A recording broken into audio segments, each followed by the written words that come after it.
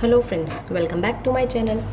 ये है हमारी 7th वीडियो। आज के क्वेश्चंस डिस्कस कर लेते हैं जो सुबह पोस्ट किए थे। पहला क्वेश्चन था ये कॉन्स्टिट्यूशन का है। अब क्या है पहला question, whether directive principles of state policy are enforceable by court. देखो अभी क्वेश्चन पूछा है क्या डायरेक्टिव प्रिंसिपल एनफोर्सेबल होते हैं कि नहीं। अब हो सकता है पहले आप लोग सारा पूरा पैराग्राफ लिखो फिर लास्ट में लिखो नो, बट एग्जामिनर क्या चाहेगा जो आंसर है वो सबसे पहले ही लिखा जाए, इसलिए पहले उसका हमने आंसर दे दिया नहीं डायरेक्टिव प्रिंसिपल जो है इन्फोर्सेबल नहीं होते। फिर उसके बारे में थोड़ा सा बता दिया कि क्योंकि ये गाइडलाइंस होती हैं लॉ बनाने की, बट ये कोई लीगल राइट्स क्रिएट नहीं करते हैं जो एनफोर्स करवाए जाए कोर्ट ऑफ लॉ में। ठीक है, आ जाओ second question, writ of certiorari. What is writ of certiorari? 5 writs होती हैं, ऐसे ही हम 5 रिट्स की डेफिनेशन कवर करेंगे।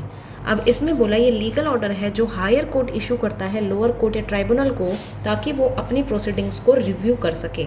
अब ये कब होता है? जब कोर्ट को, हायर कोर्ट को क्या लगता है कि नीचे वाली कोर्ट ने लीगल एरर करा है या अपने जुरिस्डिक्शन के बियॉन्ड एक्ट किया है। और अब इशू कहाँ होते हैं, कोई भी रिट्स होती है वो कहाँ इशू होती हैं? आर्टिकल 32 सुप्रीम कोर्ट के द्वारा एंड आर्टिकल 226 हाई कोर्ट के द्वारा। ठीक है, इसमें एक केस लॉ भी आ जाएगा। हर रिट में जो भी रिट्स हैं पांचों की पांचों, उसमें केस लॉ भी मेंशन करेंगे, एग्जाम्पल हो सके तो एग्जाम्पल भी मेंशन करेंगे। इसमें केस लॉ कौन सा है? Rafiq Khan versus state of UP. क्या बोला गया? सुप्रीम कोर्ट हेल्ड कि सर्टियोरेरी इशू हो सकता है to quash the decision of a quasi judicial authority. कब हो सकता है क्वैश? अगर उसने विदाउट जुरिस्डिक्शन एक्ट किया हो, या जुरिस्डिक्शन से बाहर निकल के एक्सेस में एक्ट किया हो, या नेचुरल जस्टिस के प्रिंसिपल्स का वायलेशन किया हो, तब रिट ऑफ सर्टियोरेरी इशू किया जा सकता है।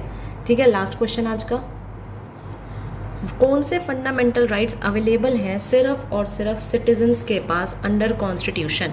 कौन कौन से हैं? 15, 16, 19, 29 और 30।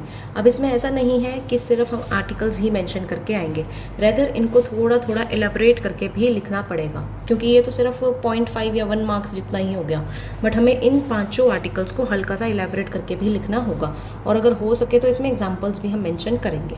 ठीक है, तो इसमें यही 3 क्वेश्चंस थे आज की क्लास में, बाकी के नेक्स्ट क्लास में डिस्कस करेंगे। Thank you for watching.